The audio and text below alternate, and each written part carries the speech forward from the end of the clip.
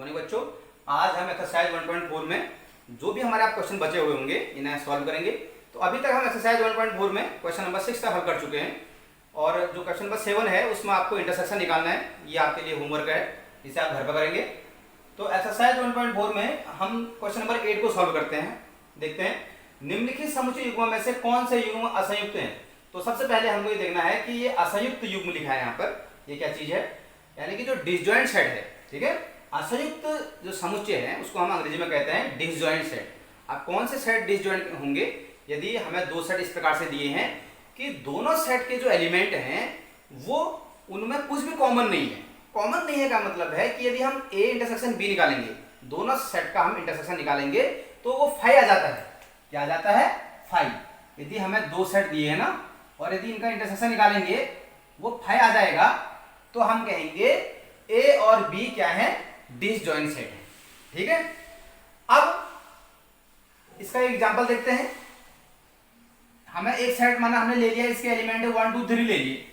दूसरा सेट ले लिया, इसके एलिमेंट मैंने ले लिए 4 और 5। यदि मैं ए इंटरसेक्शन बी निकालूं, यहाँ पर ए इंटरसेक्शन बी निकालूं, देखिए यहाँ पर कोई एलिमेंट ऐसा है जो ए में भी और बी में भी है, यानी कि कॉमन नहीं है। तो ए इंटरसेक्शन बी क्या आ जाएगा? यहाँ पर 5 आ जाएगा और ए और बी को तब हम क्या कह देंगे? डिसजॉइंट सेट कह देंगे। और एग्जांपल देखते हैं। यदि हम क्लास 11th के बच्चों का सेट लें और क्लास 12th के बच्चों का सेट लें, ठीक है, अपने स्कूल के कक्षा 11 के बच्चों का सेट लें और 12 के बच्चों का सेट लें और दोनों को यदि हमने दोनों का इंटरसेक्शन निकाला तो वो 5 आएगा। क्यों? कोई बच्चा ऐसा नहीं होगा जो 11th में पढ़ रहा होगा और 12th में पढ़ रहा होगा। या नंबर्स की बात करें, यदि हम ऑड नेचुरल नंबर का सेट लेते हैं और इवन नेचुरल नंबर का सेट लेते हैं, दोनों देखिए दोनों का हम इंटरसेक्शन निकालेंगे तो वो भी क्या आएगा? 5 आएगा। तो इवन नेचुरल नंबर और ऑड नेचुरल नंबर का सेट भी दोनों क्या है? डिसजॉइंट सेट है। आइए इसी कंसेप्ट को हम यहाँ क्वेश्चन नंबर 8 पे अप्लाई करेंगे और ये जो भी क्वेश्चन हमसे यहाँ पूछा जा रहा है इसमें हमें ये पूछा जा रहा है कि इन पेयर्स में हमें देखना है, हमको सेट दिया है, ठीक है, इस यहाँ पर सेट दे रखे हैं हमको, इनमें हमें ये देखना है कि कौन सा युग्म जो है वो असंयुक्त है।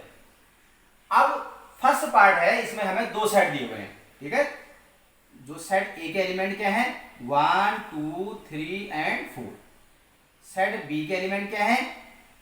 x is such that x एक प्राकृतिक संख्या है और x की वैल्यू 4 या 4 से अधिक, 6 या 6 से कम।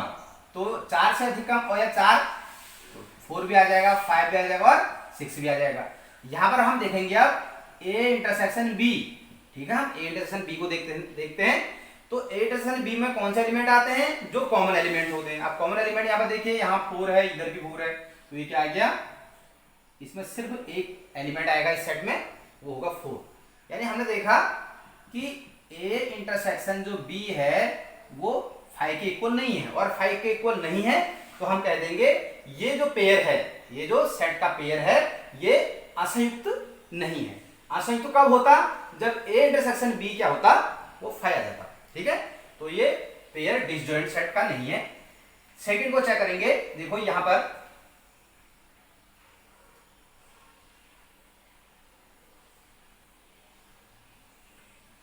सेकंड जो क्वेश्चन है, इसका सेकंड पार्ट है। सेट ए के एलिमेंट क्या है?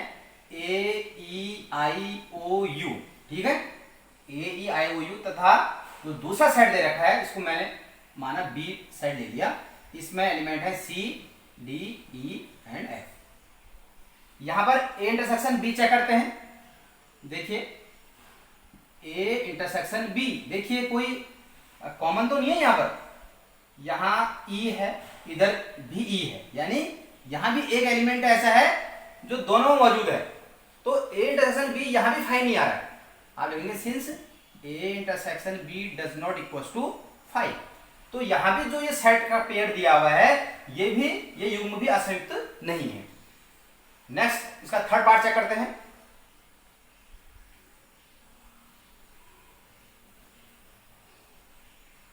थर्ड में देखिए यहां पर ये कह रहा है जो पहला सेट है x एक सम पूर्णांक है, ठीक है, यानी कि सेट ए में किस तरह के एलिमेंट होंगे? 2 4 6 8 एंड सो ऑन। और सेट बी में किस तरह के एलिमेंट होंगे? एक विषम पूर्णांक, अर्थात 1 3 5 7 ऐसे करके, ठीक है। तो यहाँ पर आप ए इंटरसेक्शन बी निकालेंगे, ए इंटरसेक्शन बी, तो यहाँ बिल्कुल क्लियर है, एक है समपूर्णांक एक है विषम पूर्णांक, तो यहाँ पर तो ये क्या आएगा, कोई भी एलिमेंट कॉमन है ही नहीं, तो इंटरसेक्शन बी फाइव आ जाएगा। ठीक है, आपने इस तरह से कहीं इसमें कर्ली ब्रैकेट का यूज नहीं करना है। ए इंटरसेक्शन बी यहाँ पर फाइव आ गया तो आप कह देंगे ये जो पेयर है, सेट का पेयर है, ये क्या हो जाएगा, ये असंयुक्त युग्म हो जाएगा। ठीक है, तो ये क्वेश्चन हमारा कंप्लीट हुआ। अब नेक्स्ट क्वेश्चन देखते हैं। क्वेश्चन नंबर जो 9 है उसको आपने देखना है, उसमें आपको डिफरेंस और टू सेट्स निकालने हैं। ठीक है, दो आपको सेट दिए होंगे, उसका डिफरेंस आपको निकालना है। यह आपके लिए होमवर्क है, इजी क्वेश्चन है वो, इसलिए आपको मैं उसको होमवर्क के रूप में दे रहा हूं। क्वेश्चन नंबर 10 को देखिए, यहां पर हमको दो सेट दे रखे हैं। ठीक है, तो दो सेट दिए हुए हैं, इसमें पहला पार्ट हमको x और y यानी कि x और y का डिफरेंस निकालना है, सेकंड पार्ट में y और x का डिफरेंस निकालना है, थर्ड पार्ट में x और y का इंटरसेक्शन निकालना है। तो इजी है ये भी क्वेश्चन भी, देखिए यानी x माइनस वाई है, इट मीन्स क्या होगा, x के एलिमेंट में से हम y के एलिमेंट को हटा देंगे, तो जो भी हमारा सेट बचेगा उसको हम कहेंगे x माइनस वाई। ठीक है, तो देखिए x क्या है हमारे पास, a b c d, इसके एलिमेंट ये हैं, y के एलिमेंट क्या है f b d g, तो y के एलिमेंट यहां से घटा दीजिए। अब y यहां b और d ये दोनों हट जाएंगे इसमें से, तो बचेगा क्या, x के एलिमेंट में से हमें हटा देना है, तो a बचेगा और क्या बचेगा, c बचेगा। ठीक है, x माइनस वाई क्या बचेगा, a और c ये एलिमेंट होंगे। y माइनस एक्स निकालना है, यानी कि y के एलिमेंट में से x के एलिमेंट हटा देने हैं। अब y के एलिमेंट क्या है, f b d g, इसमें से हटा देने हैं हमें a b c d। अब जो एलिमेंट यहाँ है उनको तो अब जो x में है जो एलिमेंट उनको तो अब हटाएंगे।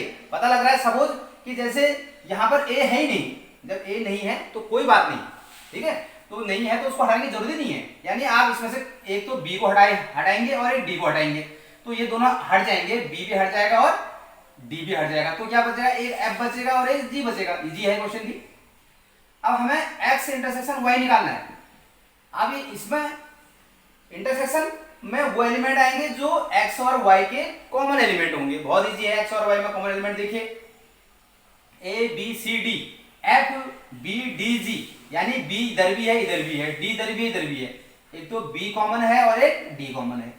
तो ठीक है, इस प्रकार से हमारा क्वेश्चन नंबर 10 भी सॉल्व हो गया। 11th क्वेश्चन में क्या है देखिए,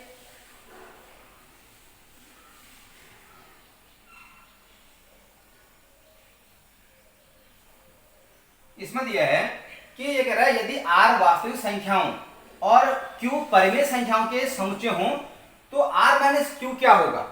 ठीक है, मैंने आपको बहुत इस तरह से बता रखा है कि जो रियल नंबर है, इस रियल नंबर में एक तो रेशनल नंबर होते हैं और एक इरेशनल नंबर होते हैं। इसको हम q से डिनोट करते हैं रेशनल नंबर को, और इरेशनल नंबर को हम t से डिनोट करते हैं। ठीक है, यानी rational number plus irrational number मिलकर रियल नंबर।